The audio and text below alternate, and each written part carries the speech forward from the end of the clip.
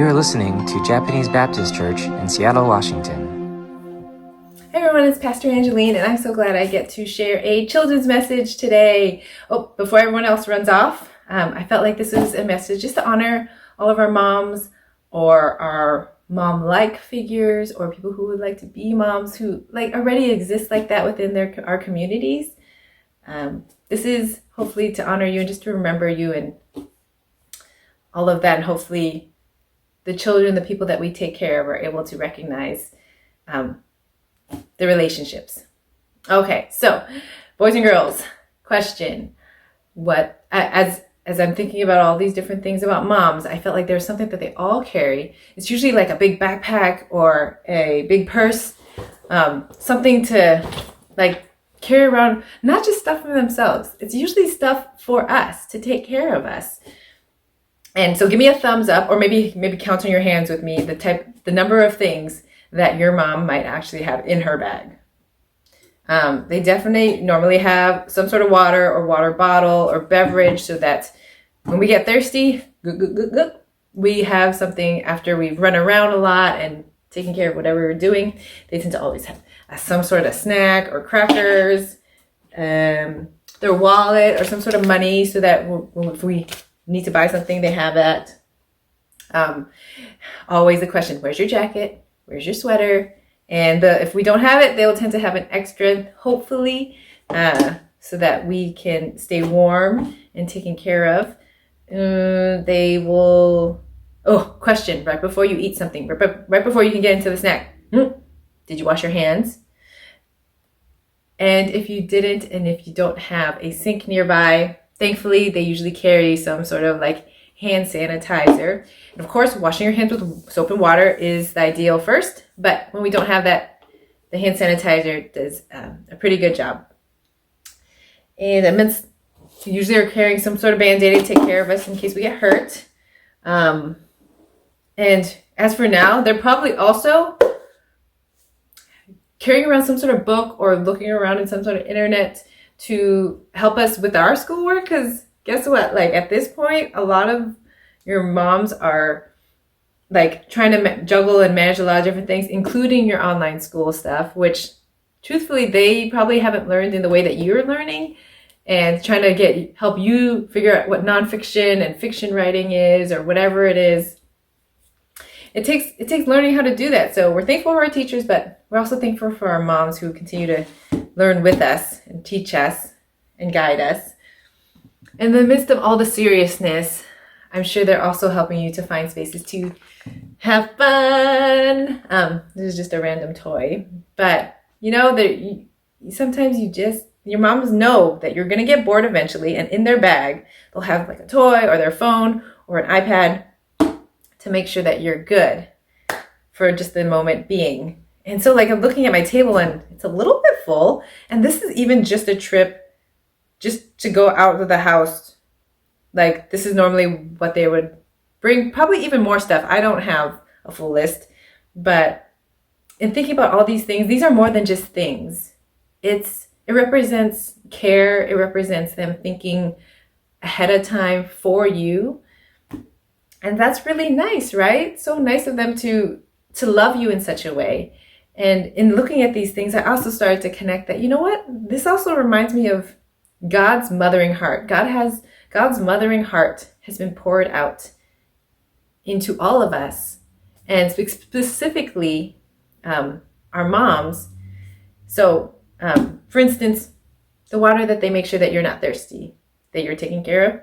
God told us in John 4:14 that He is the living water. There's other things in this world that is going to try to satisfy us and fill us up, but the living water from God is the only one that truly satisfies. Just like our mom provides snack and clothes and the money so that we can buy things, God is also our provider. In Matthew 6, it says that He takes care of the birds of the air. You don't see birds at a grocery store. They're not buying things and stocking up. They are taken care of. Even in winter, when there's hardly anything on the trees, for some reason, they're still okay. So just like our moms take care of us, God continues to take care of us. And as you are learning and your mom is teaching you and trying to make sure that you're learning well and growing in wisdom, God tells us in Isaiah 48 that He's constantly, if we're paying attention, leading us in wisdom, guiding us in the ways that we should live. So I hope that you are noticing how God is teaching us as well, just like your mom is. And the hand sanitizer.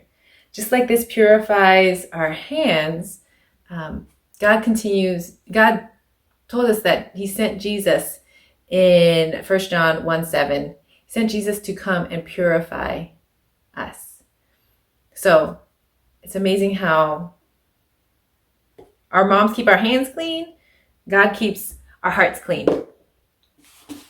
And ultimately, the Band-Aid, just like our moms help to comfort us, and this Band-Aid helps us to heal, God is our healer.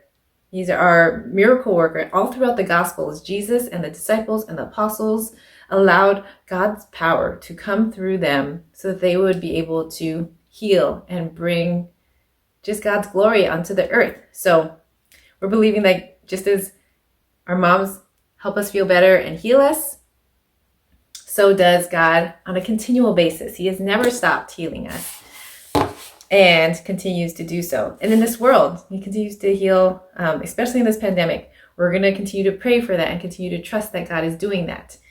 And in the midst of the pandemic and all of the seriousness, also in Ecclesiastes 9:7, He tells us that, you know what? I want you to find joy. I want you to be able to enjoy life. Obviously have fun and all those great things. Not so much when you're supposed to be doing your schoolwork or other serious times, but I hope you're able to, when you go on your walks, when then it's nice out, that you're able to see the beauty, that you're able to enjoy and be thankful for the joy and the fun that we do get to have. It can't be all the time 100%, but definitely be thankful that just like our mom provides that there's just spaces for us to have fun, God does that as well. And isn't it cool just how much things, the ways that our mom takes care of us, God does it on a bigger and grander scale. And there's one last thing I want to show, that your mom wouldn't actually bring in her bag, but I think the moms will understand. It's like a metaphor. Your moms also carry a big weight, thinking about you, caring about your family. It is a big weight.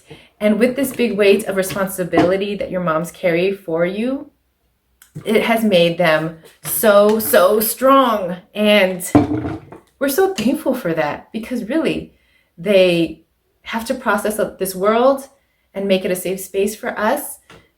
And I'm thankful that God also just holds the world and makes it safe for us. They are doing their best. Our moms are doing their best to teach you how to be a good person, to love God, to love others, to make wise choices. And some of those wise choices are to love your enemy, or to do a chore that you didn't want to do. There are all these things that, even though it seems really difficult, it's really difficult to lift this. It's really difficult to make some wise choices, even when you're frustrated at your work that you don't understand. So thankful that our moms are continue to encourage us, continue to provide safe spaces for us, continue to pray. And just as your mom continues to do that, recognize that God does that on a greater scale. And this weight that seems so heavy to us, this yoke, this burden in Matthew 11, it is not...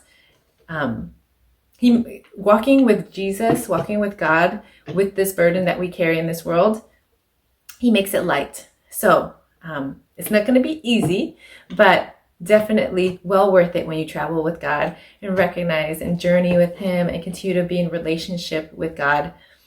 So in all of these examples, I'm going to move this aside. I hope you were able to recognize and reflect, as you were leading up to Mother's Day, all the good and healthy ways that your mom continues to care for you, and then how that love, that her care, reflects God's love for us. Like she's bouncing off and reflecting that love, that just like everything bounces off reflective surfaces. So as we wrap up today, I hope that you're able to see that that you shouldn't just appreciate your moms on one day, but all the time. And while you're doing that, thank God for your mom. Pray and thank God for this person who loves you so much. And when you're thinking about your mom and all the different things and the ways that she cares for you, or maybe it's grandma or auntie or whoever else, or your guardian, that this love and this good and healthy care that you get from her is like just a hint and a taste of the mothering and the care that we get from God.